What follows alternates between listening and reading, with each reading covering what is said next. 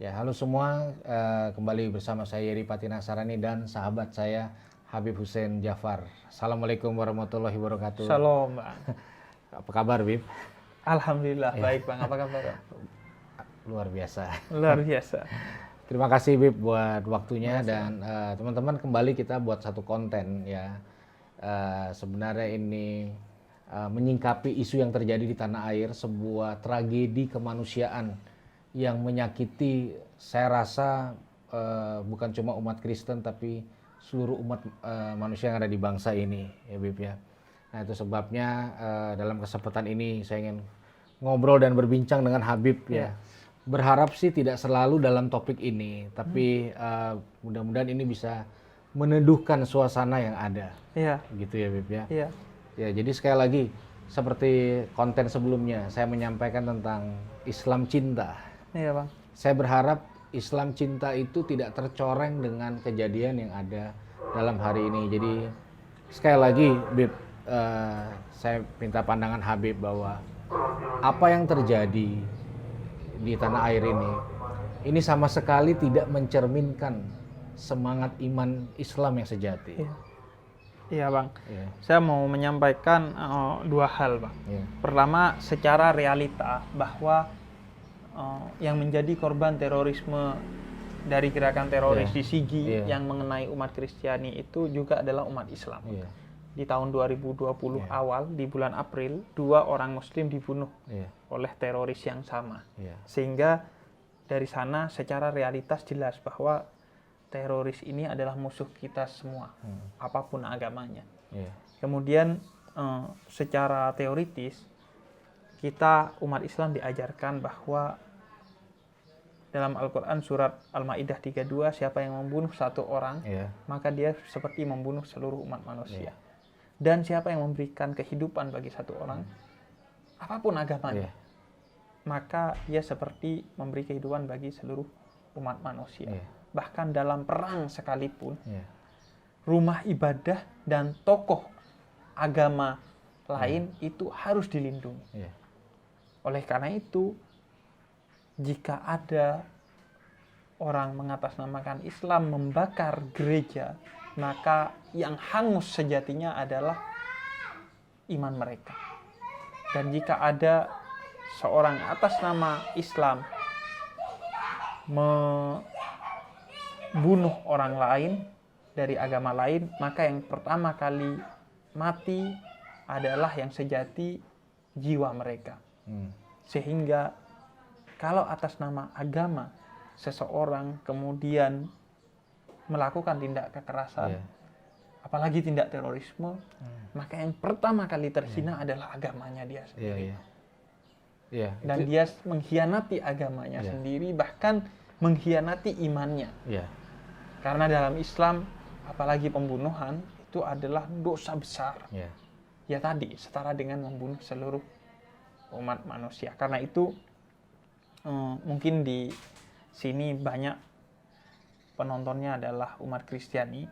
Saya mau menyampaikan duka yang mendalam atas tragedi terorisme di Sigi yang mengenai umat Kristiani, dan duka kalian adalah duka saya juga.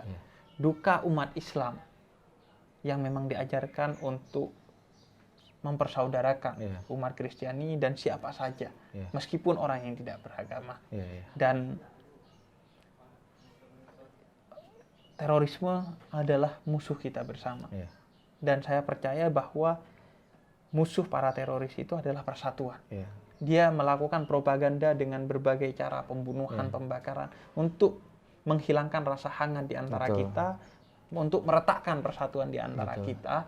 Sehingga cara melawan mereka yang paling pertama adalah seperti ini. Kita merekatkan kembali persatuan kita. Semakin kita mau dipecah, ayo semakin kita bersatu satu sama lain.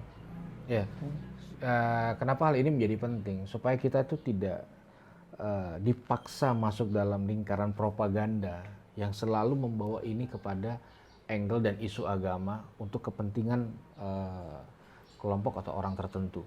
Supaya kita bisa melihat ini sudah sangat jelas penjelasan dari Habib Hussein dari sudut pandang yang harusnya membuat kita umat Kristiani atau umat lain selain Muslim memiliki sebuah rasa aman. Nah, kenapa kita nggak boleh terjebak dalam lingkaran propaganda ini?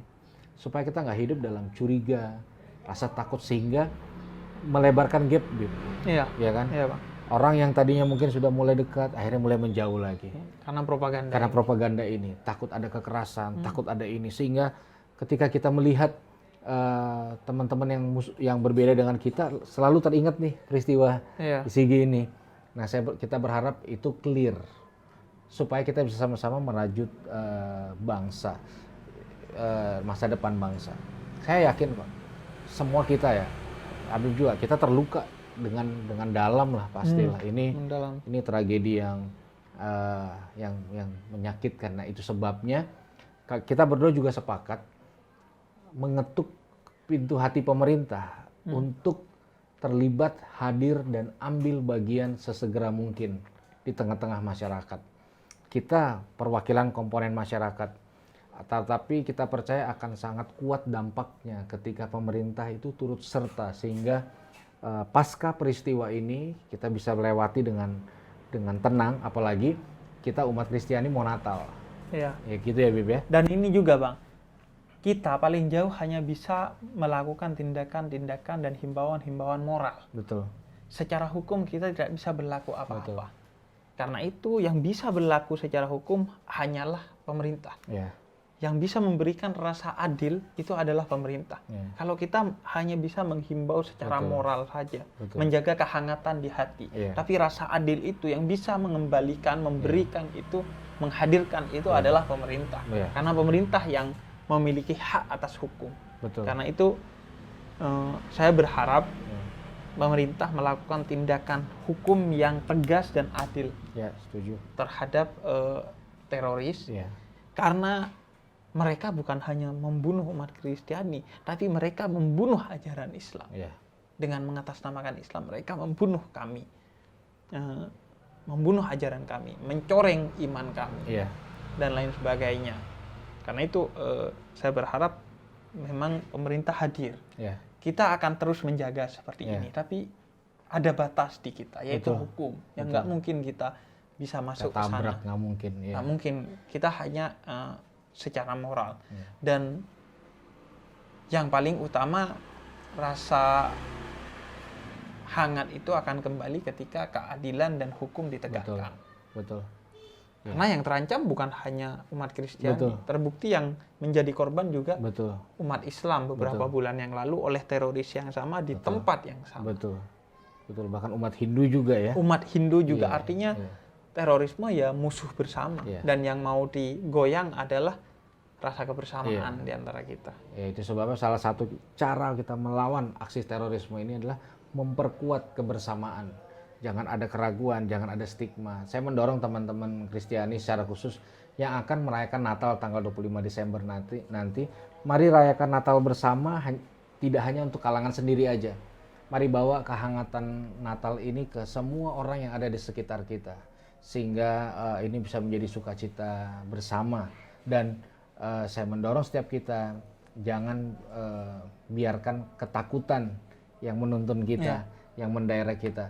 Paling tidak dengan video kita berdua ini clear bahwa saya ya jelas aman. Ini bukan video pertama.